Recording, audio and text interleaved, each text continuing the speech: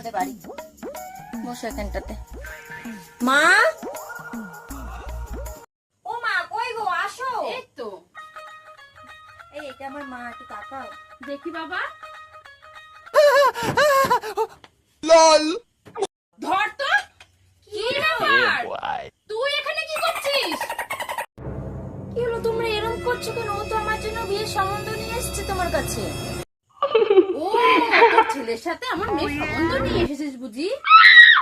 না মা, তুমি ভুল করছো। ও তো আমার বয়ফ্রেন্ড। ও আমার আর ওর দুজনের সম্বন্ধ নিয়ে এসেছে তোমার কাছে। এক সেকেন্ড এই তো শর্ত।